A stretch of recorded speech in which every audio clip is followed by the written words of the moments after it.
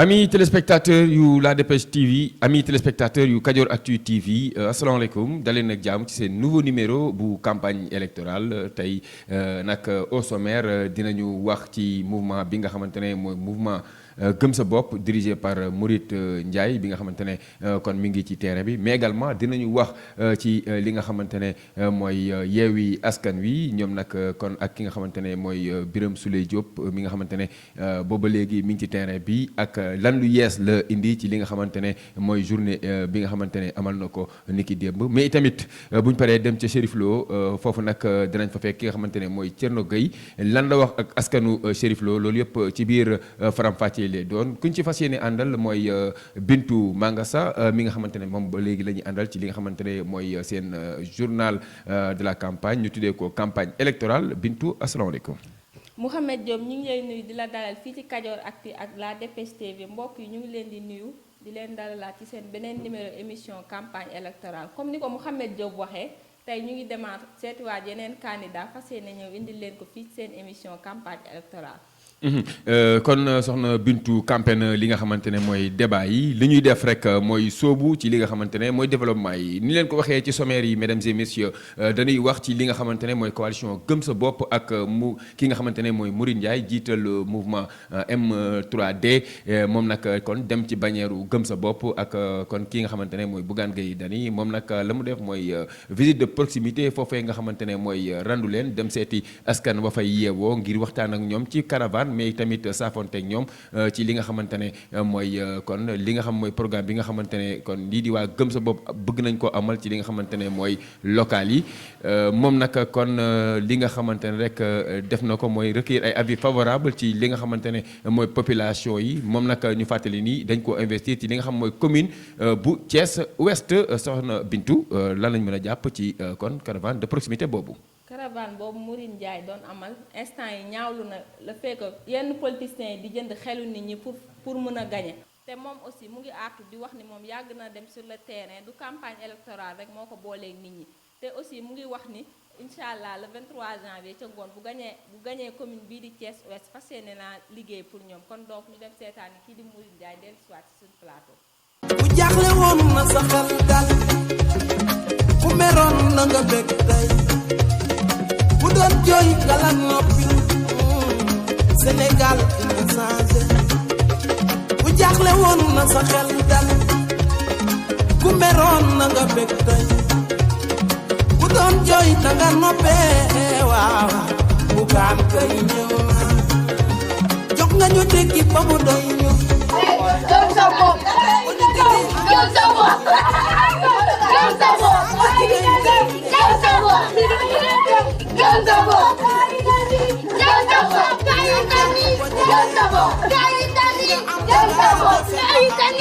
gëm sa bopp gëm sa bopp gëm sa bopp gëm sa bopp suñu micro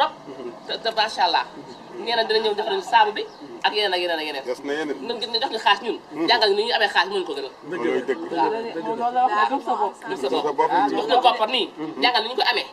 moo ñu gën a fuuf jox ñu xaalis. waaw dëgg yàlla dinaa gën sax ñu fi original. ñu ngi ni bitir baa ngi nii. effectivement ñu ko jàngal après lañ ñëw jàngal ñu original jàngal ñu saabu.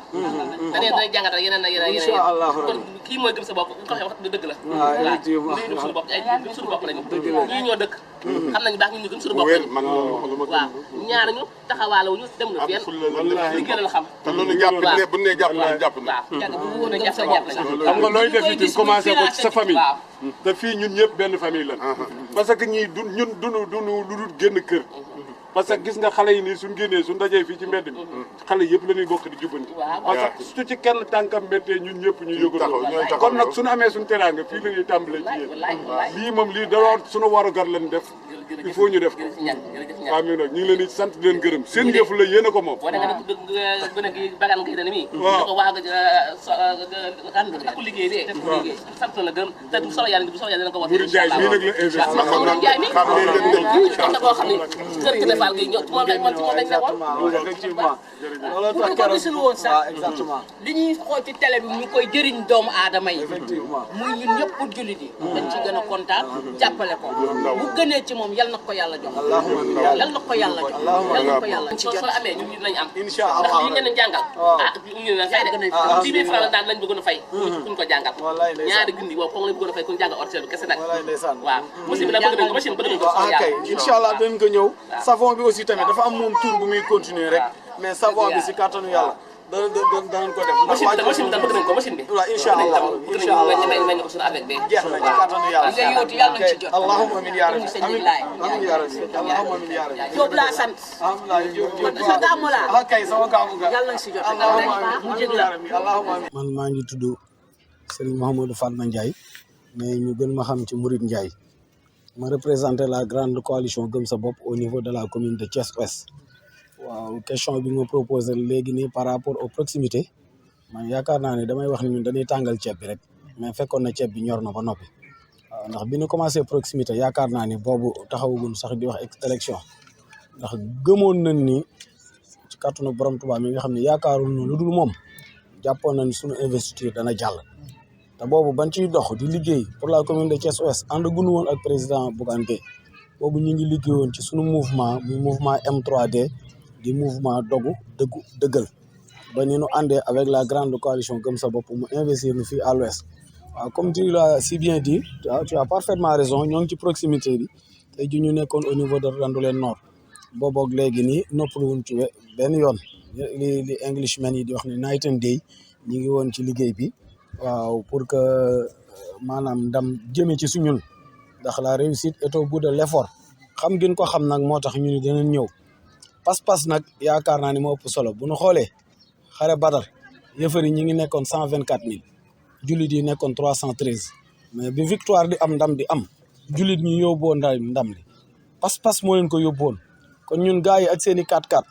gars yi ak seen i 500 000 gars yi ak seen i 1 million ñun loolu dundaluñu xam nga lu ñu dundal askan wi ñuy ñëw ak discours yi ñuy jëmale si ñoom muy discours u dëgg yaakaar naa ni ku yaakaaroon ni yow wóolu nga sa bopp ku yaakaaroon ni am nga bilan bu baax aajowul ngay dem di jënd ci nit ñi ci ay 500 000 ki 1 million yaakaar naa ne da ngaa war a dem ci nit ñi wax ak ñoom waaye proximité bi boo toogee néew nga gis si ñoo xam ne ñu ngi dugg si biir kër yi ndax lu tax duñ dugg ci biir kër yi mooy jëfuñu ko ci woon avant élection yi di ñëw sañ na noo yore nag seen i 4-4 yore seen i 8-8 romb si mbedd yi def folklore taal ay sono def caravane mais ñun moom ñu ngi si terrain yi ba lu ñu yàlla jox ñu jël. olof dafay waxoo dafa am baat bu muy baaxoo di wax te ni jote balaa joote waaw nit ñi da nga leen di dem def approche ci ñoom bien avant que ngay ñëw di leen soxla ñun nag ku xam Mouride Ndiaye xam ni social la mos a doxee ku xam Mouride Ndiaye xam ni politique de développement la mujjee doxee lu jiitu it muy ànd ak président Bougane Gueye fekkoon na mu am liggéey boo xam ne moom liggéeyal na ko à sa propre personne pour que mënoon a am tey jii résultat yu positif yi mu am loolee nag yéen ñu nekkoon si terrain bi xëy na néanmoins tey jii doon na ñëw bu nu bett si yéen boo xam ni avertiroo leen defoo leen dara mais groupe yi tas nañ leen de telle sorte que ñun ñi ñoo fi nekkoon dugg fii mais bi ngeen nu dabee ci biir terrain bi gis ngeen résultat bi xam ngeen ni ñun ñi demoon nañ ci nit ñi lu jiitu tey jii ñu leen di soxla. waaw ñun bu ñu demee ba Sénégal ak ku xool population bi li ñuy dund xool jafe-jafe yi ñu nekkee ñu dem ba ci kii tout récemment dal na ma ci benn bâche boo xam ni ak cant la nga xam ni au lieu que candidat bi ñu investir ñëw pour def programme am mu ni du ma wax li may def mooy may naa nangami million ñi ma fi fekk jigéen ñi ma fi fekk mu ni loolu moom mooy discours am ndax loolu lañ yaakaar pour fal nit ñi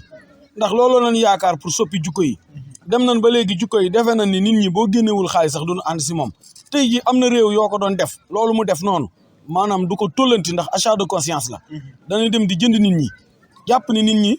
am na léegi lu média yi ñu koy déggee ñu ni bëy sax moo leen ëpp njëg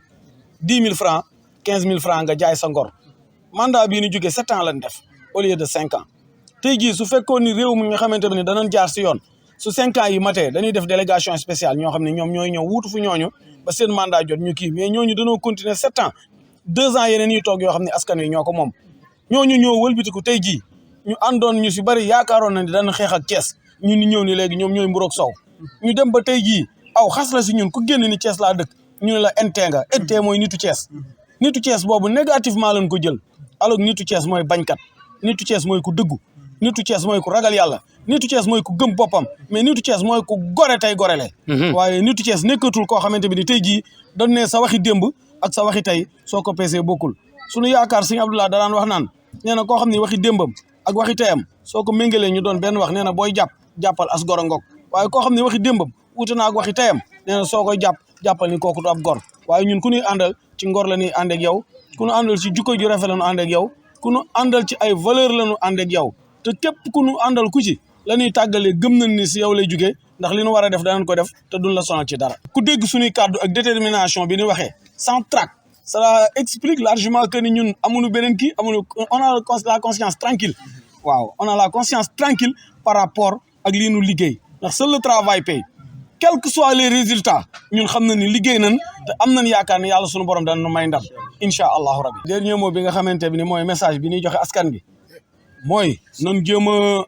gëmaat suñu bopp gëm ni changement bi du Mouride Ndiaye rek moo ko mën a def changement bi du président Bougane rek moo ko mën a def changement bi du ñun ñii kese moo ko mën a def mais population bi ñoom ñëpp ñoo war a mën a jug takku taxaw ngir un changement am du changement yu ñuy wax changement mais un changement radical boo xamante bi ni ñii ñu jox dañ leen di fokkatil woon leen ni kat ñii ñun lii leen joxoon ñoo koy moom loolu nag li koy mën a defee weesuwul carte yi te xeex bi it nekkul xeexu kenn nit kenn ku ci nekk na forcé ñu nekk ci sa biir kër ñu jug voté ji te ku ci voté ba pare na nga sécuriser sa vote na nga ko topp ba bureau de vote yi di tëje buñ fa jugee nan xool te ñenn ñi nga xamante bi ñoo xam mandataire la ñoo xam ñuy siège si bureau yi ñu leen joxe waat appel PV yi ku ci nekk fotol say PV nga envoyé ko na ñëpp vigilant na nit ñi yor seen i portable ku ci gis doxalin bu nga xam ne yaakaar na ni lii du doxalin bu gën nan ko filmer tas ko ci réseaux sociaux yi ñu dénoncé loolu ba nu xam ne ñun ñuy taxaw nañ temb ngir li nga xam ne moom moo nekkoon suñu moomeel te ñu bëgg ko saax-saaxee ñu jëlaat ko delloowaat ko ci loxo yu set incha allahu rabbi. mu nekkoon Mouride Ndiaye kon jiital coalition gëm sa bopp foofee ca Thiès Ouest lu ñuy def mooy wax ci li nga xamante ne mooy Yewwi Askan Wi la grande coalition Yewwi Askan Wi ak ki nga xamante ne mooy Birame Souleye Diop investi ci commune bu Nord moom nag la mu wax mooy ci wàllu éducation ak li nga xamante ne kon mooy jafe-jafe yi nga xamante ne kon école yi nga xamante ne ñoo nekk ca zone nord boobulee ñu ngi koy jànkuwanteel système double flux bokk na ci classe multigrade bokk na ci ba tax leneen li nga xamante ne rek mu ngi koy nakarlu mooy manque d'espace foncier bi nga xamante ne kon am na fa li ko waral nag di ñi nga xam mooy promoteur immobilier yi nga xamante ne bintu ñoo daal di rek accaparer li nga xam mooy suuf si ba école mënatul am ci zone yooyu la. waaw Mouhamed te bi pa kii di Birame Souleye dafa ñaawlu le fait que ñuy jël terre yi di ko jox ay promoteur immobilier te nga xam ne espace yooyu ñu leen di jox mën na servir ñu def ci ay bibliothèque wala boog ay centre sax culturel te aussi mu ngi wax ni bokk na ci programme am incha allah bu ñu ko defee maire dina récupérer waat terre yooyu yëpp ñu jël jox ay promoteur immobilier fas yéene koo def ay bibliothèque ay centre culturel jënd ay manuel lépp pour jox ko bu ko defee ñu dem teewlu kii di Birame Souleye dellu si waat si suñu plateau.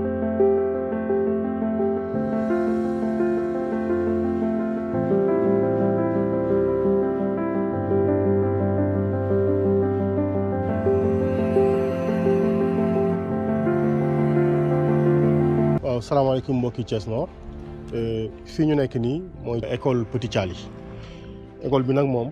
ku ñu wax ni sa doom fi lay jànge war ngaa tiit war ngaa ragal moom xam naa ni du xam-xam lañ fi jàngale c'est plutôt ay feebar lañ fa war a mën a jëlee pour une école publique sénégalaise bu ñu wax ni dañoo war a créer le meilleur sénégalais le meilleur citoyen te ci école lañ koy former loolu nag c'est un constat global parce que ñun gis nañu ni ci commune bu Thiès Nord am na 6 CM ak 18 écoles élémentaires mais préoccupation fondamentale yi ñu ci am mooy seetlu ni écoles yi quasiment presque li ci ëpp ñu ngi dox ci système double flux bu loolu weesoo tamit solution yi ñu bëgg a proposer ci loolu mooy des constructions en hauteur parce que parfois écoles yi amatuñu possibilité d'extension en largeur ou d'extension en longueur lu mel ni boo demee Madina Fall fii am na fa. beneen bi mooy y a pas suffisamment d'écoles parce que système double flux bu fekkee dañoo dem ba xalaat construire en hauteur c'est parce que li ñu waroon am possibilité tabax yeneen école amatul ndax les promoteurs immobiliers accompagnés par des autorités ñooy nangu suuf si waroon cee def ay école waroon cee def ay infrastructures scolaires ñu préférer jaay ko pour ay dëkkuwaay loolu doon na ay préoccupations ñun nag ci biir solution yi nga xamante ne bi gannaaw tabax en hauteur bëgg nañ ko indi bëgg nañu renforcer par des cours maanaam jël ay répétiteurs yoo xamante ni dinañ jëlaat xale yi di leen renforcer ci ay cours bëgg nañu indi comme autre solution les manuels scolaires commencé waat di ko joxe gratuitement en distribuant également cahiers yeeg bic yeeg livres yi. bëgg nañu en même temps créer benn centre de reprographie maanaam centre de reprographie njëriñam mooy tous les ouvrages scolaires yi nga xam ne dafa yàqu jëriñoo wuñ ko amoon na fii dans le cadre d'un projet bu fi existé woon qui n'a jamais débuté d'ailleurs ay jeunes yu ñu formé woon pour ñu liggéey ci loolu municipalité bu Thiès Nord décidé na bu fekkee ñun ñoo falu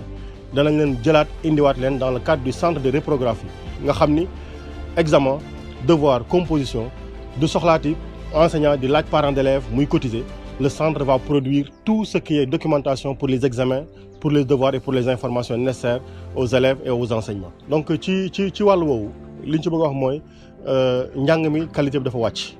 donc li ñu bëgg a indaale mooy le culte de l'excellence dañuy jël un comité d'experts composé d'enseignants composé de parents d'élèves composé d'inspecteurs de l'enseignement mais composé également de personnes qu'on aura choisies yi nga xam dañ leen tànn ci biir municipalité bi ci dëkk bi ñu mën a toog ñu définir conditions yi tax ñu mën a tànn école bi gën a xarañ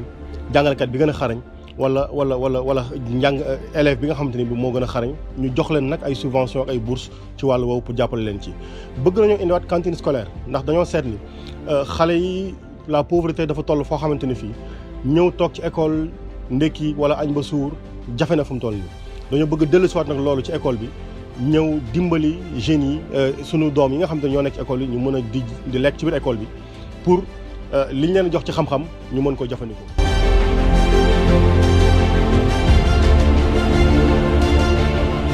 ngeen doon taataan ki nga xamante ne mooy Birame Souleye Diop doon wax ci wàllug éducation njàng meek njàngale mi lu ñuy def mbokkee xarit yi mooy dem ca gare routière jël oto daal di jublu foofee ca commune bu Chérif Lo fa kañ fa fekk mooy Thierno Gueye la ñuy wax bokk na ci mbirum suuf ak ki nga xamante ne moo fa teewal kon Yewwi Askan Wi la mu wax bokk na ci ni kon bëgg nañoo teewal askan wi foofee ca li nga xamante ne mooy municipalité yi ngir mën a xeex li nga xamante ne mooy jafe-jafe suuf yi nga xamante ne commune bu Chérif Lo am na ko Bintu.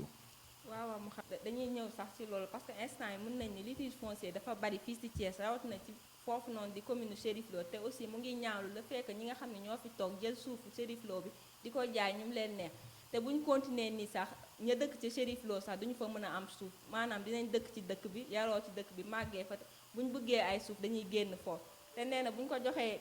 mairie bi incha allah dina fas yéene delloo suuf si ñi nga xam ne dañoo juddoo Chérif Lo ñu delloo leen suuf si bu ko defee ñu dem teewlu kii di Thierno Gueye ñu paree dellu si waat si suñu plateau.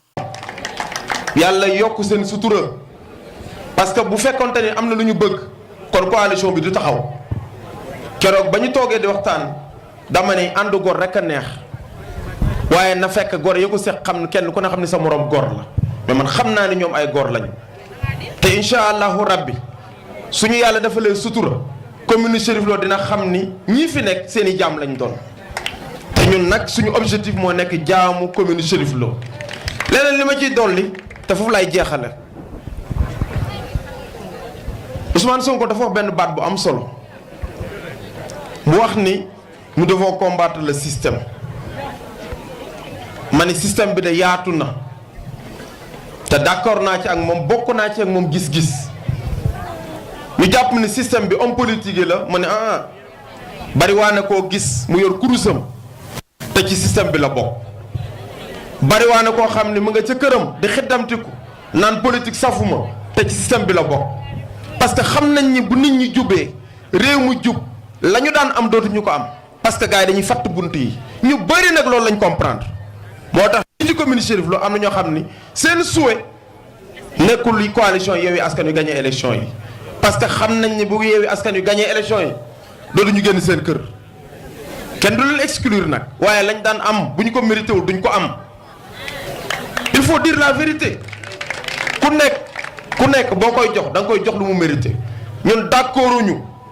ñu jël suñu suufu askan wi di ko sédd ay nit nous disons non d'accorduñ ci te ñun li ñu gëm mooy la coalition bu gagné dina am audit foncier dina am état des lieux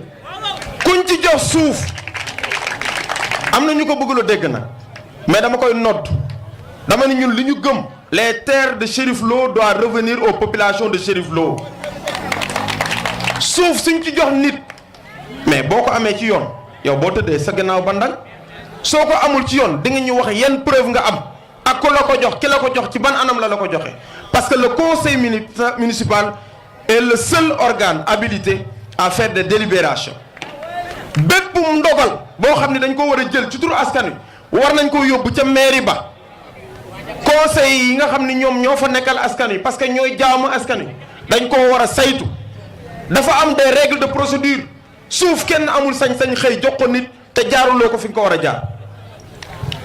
tey jii boo demee boo ñëwee Ndiassane wax nañu ma ni boo demee ci kër yi jeunes yi ci bari amuñu ay parcelles yu ñu dëkkee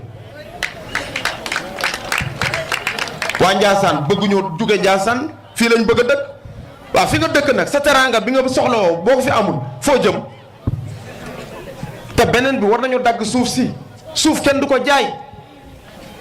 boo bëggee parcelle da nga war a formuler une demande ñu jël ko jox ko le chef de village mu dajale demande yépp teg ko ci loxo conseil municipal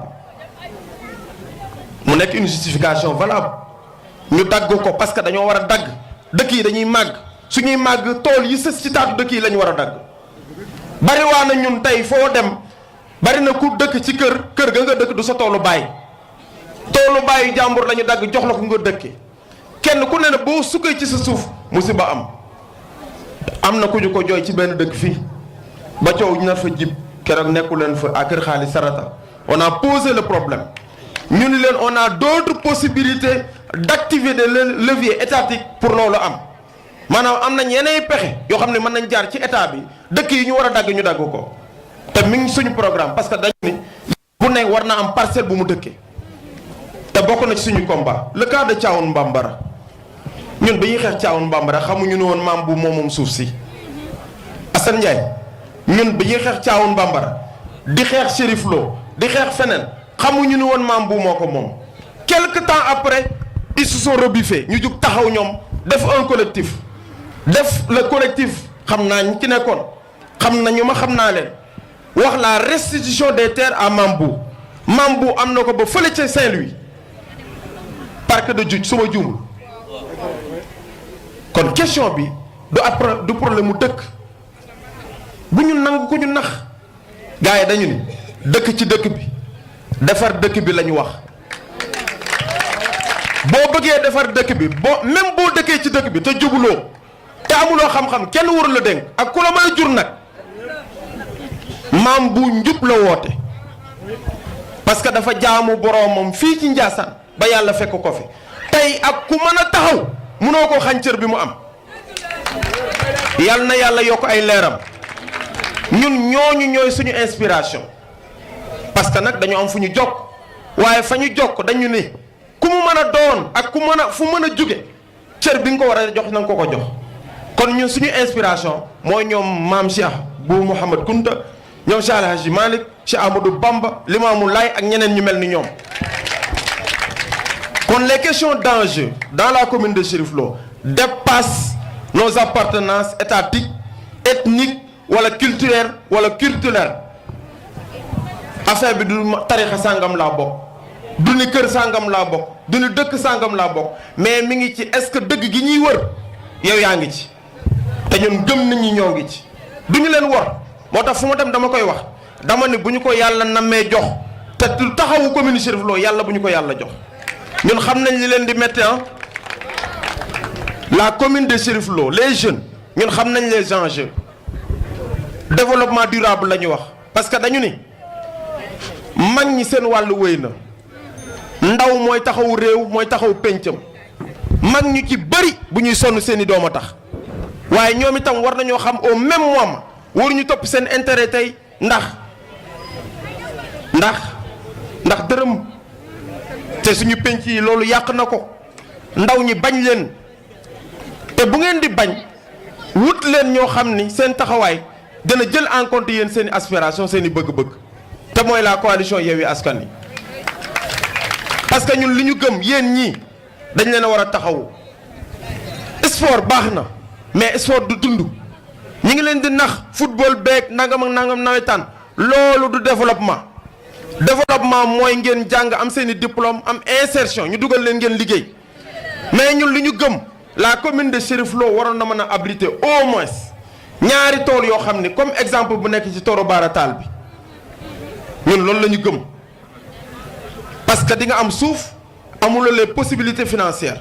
amuloo les intrants nga mën a am des promoteurs yoo xam ne dañ laa ne ñëwul ñu signer un partenariat gagnant-gagnant mën na nekk. Khalifa mi ngi ñuy jox benn exemple fële ca Gelog Pël ah Khalifa du Gelog Pël fële ca wetu raw ah jox nañu benn exemple ay suñu ñaari mbokk pël yu fa nekk ñoom dañu yor ay jur yu ñu yor fexe nañ ba tey tubaab yi nga xam ne dañuy jóge bitim réew bu ñu ñëwee ci dëkk ba fromage sax dañ ko fay defaral boo soxla waa lépp lu dellu ci meew et ses dérivés maanaam meew ak lépp luñ ci mën a def mën nañ ko defar foofu mu ni dëkk ba loo soxla am na fa parce que ñooñu ay patriotes lañ ñooñu dañoo gëm seen dëkk moo tax ñun ñu jàpp ne bu ñu amoon ñaari tool yu mel noonu war na mën a absorber le taux de chômage dans la commune de Chérif Lo parce que ndaw ñu bari tey ñi ngi taxaw waxuma nag ñaw ñi nga xam ne dañuy topp ci gannaaw gars yi di yappari bu ngoonee ñu jox leen 2000 francs ñu yaakaar ni ñoo rey golo ga fekk dañ leen di utiliser waxuma yooyu ndaw man ndaw ñi may waxal mooy ndaw ñi nga xam ne dañoo jàng am conscience am jom di sonn waaye système bi noot leen ba amuñu liggéey yooyu ndaw laay wax. kon ñun dañoo jàpp ni bu ñu amoon ñaari tool ci commune bi signé partenariat mu nekk bail maanaam ñu loué suuf si ñoom mën nañ cee am ñun ñu am ci benn suñu doom liggéey ci suñuy jigéen di ci liggéey di am lu ñu def seen poche commune bi am lu mu ciy gagné duufal budget bi Madiaw tudd na sànq le budget de la commune de Chérif Lo ci principe bu élaboration y a ce qu'on appelle le principe de la sincérité bis bu ne ñu ne budget nga jël xaalis dugal ko ci benn secteur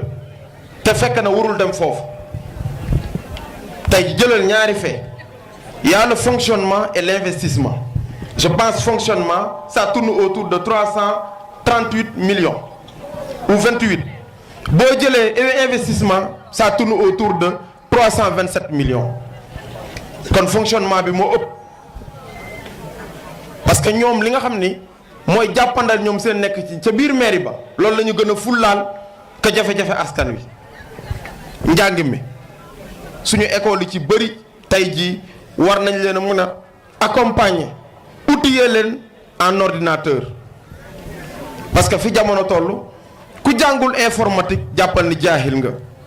loolu xarale yu bees moo ko andi ñun nag ñu ni bëgg nañu école yi ñu accompagner leen en outil informatique beneen bi ci des dëkk bu mel ni Ndiassane jaadu na salle multimédia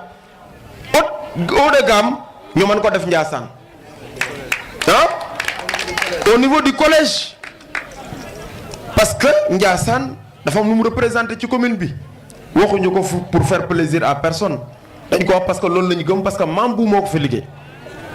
ñun itam gëm nañu ni war nañu améliorer le cadre de vie tey boo ñëwee Ndiassane war nañu sax ñu gis fi ay palmiers mën na nekk war nañ fi mën a def ay dattier ay tàndaram mën na nekk war nañu mën a aménager des poubelles publiques tey ku yor sa mbalit boo ñëwee Ndiassane boo ko bëggee sànni di nga am foo ko mën a sotti te loolu ci responsabilité mairie bi la parce que question d'assainissement la te ñun boole nañ ko suñu programme bu ñu ko toppee nit ñi dinañ ñu jéppi nit ñi sonn nañu beneen bi ci des soxla yaa ngi suñu kanam yeneen i jotaay ngi ñëw bëgg nañ fi jaaraat suñuy dem ci yeneen i béréb li ma bëggoon a wax temps bi duñu ko may te li ci ëppoon solo suñu mbokk yi wax nañu ko pour wax ñépp rek ni waa coalition Yewwi Askan Wi laaju ñu commune bi rek pour laaj ko dañ koo laaj teg ko ci gëstu boo xam ne moo jur programme bu cohérent boo xam ne suñu leen joxee commune bi mën nañoo génne askan wi ci guddo gi nga xam ni moom la Ousmane Sow Sarr dugal ak équipe bu incompétent bu ma àndal leneen li ma ci doon mucce te foofu lay daanale mooy bari na koo xam ne mi ngi coow te jëlewul carte électeur am dafa may teel de coow li lu mu bari carte mooy fal mooy folli wax naa ko bërki démb soo demee ca mairie ba carte ya ma nga fa te li ma mën a waat ku ànd ak ñoom jot nga sa bés parce que dañuy taal seen oto yóbbul la ko ku àndul ak ñoom buñ ko njortee boo ko soxlaa doo ci jot kon est-ce que duñ dem jëli suñu carte yi est-ce que am na fii koo xam ne bindu na te jëlagul kartam am na fi kon ku ko amul boo demee ca kër ya ku ci am sa doom bu bindu te jëlagul kartam nga ñaax ko mu dem jëli ko vote bi nag liñ ci wax duñ ci dellu siwaat mais damay leeral lu am solo mooy ñun bu ñu amee conseil municipal bi am la conseil départemental lu askanu Chérif Lo yeeyoo ca Tivaouane dina ci jot ndax góor gi jàmm mi fi nekkoon xam nañu ko xam nañ yéenam xam nañu itam ñun li ñu yëngal moo ko yëngal ba mu am taxawaay bi mu am. mu nekkoon Thierno Gueye moom ngeen doon déglu noonu mooy kon candidat Yewwi Askan Wi ci commune bu Chérif Lo doon kon wax ci li nga xamante ne mooy problème mu suuf dégg ngeen ko noonu le élément boobu mbokki xarit yi mooy kon tëj sunu kon émission bi ñi nga xamante ne mooy campagne électorale Bintu ñi ngi ci cappaandaw émission bi. waaw comme niñ ko doon defee saa su ne rek toppal nañ leen candidat yi ci fépp fu ñu leen mën a fekk ñun tooguñu Thiès rek commune Thiès yëpp ak département yëpp ñu ngi fa fas yéene leen a indil candidat yi ak seen programme yi nga xam ne ñoo leen ko kon nag ami internaute de Kadior Actu TV et la Dépêche TV on vous remercie et on vous donne rendez-vous demain inchallah ci beneen numéro campagne électorale Mouhamed merci. Bintu balaa ma lay bàyyi ñu fàttali ñi nga xamante ne mooy sunuy téléspectateurs que inchallah samedi am na un plateau boo xamante ne exclusivement les reporters yi nga xamante ñoo nekkoon ci terrain bi ak équipe bu campagne électorale ñoo ko fi amal ngir faram-fàccee leen li nga xamante ne mooy campagne bi ak rebondissement yi nga xamante ne yëpp gis nañ ko ci terrain bi ñu leen di woo ngir nga xamante ne ñu xaar émission boobule. waaw Mouhamed looloo nekkoon surprise pour suñu internet Kadior Actu TV ak la Dépêche TV comme ni ko Mouhamed amee kon nag yéen ñi ñuy seetaan fii ci Kadior Actu TV ak la Dépêche TV on vous donne rendez-vous le samedi incha allah ñu fas yéene leen indil candidat yi ak seeni élection bu ko defee rek ba samedi incha allah. Amis téléspectateurs yu Kadior Actu TV amis internautes yu La Dépêche TV merci kon ci teewlu bi topp bi ngeen di topp ak safoo bi ngeen di safoo seen émission campagne électorale ñu leen di jaajëfal di leen di daje demain incha allah pour un nouveau numéro de campagne électorale d'ici là portez-vous bien au revoir.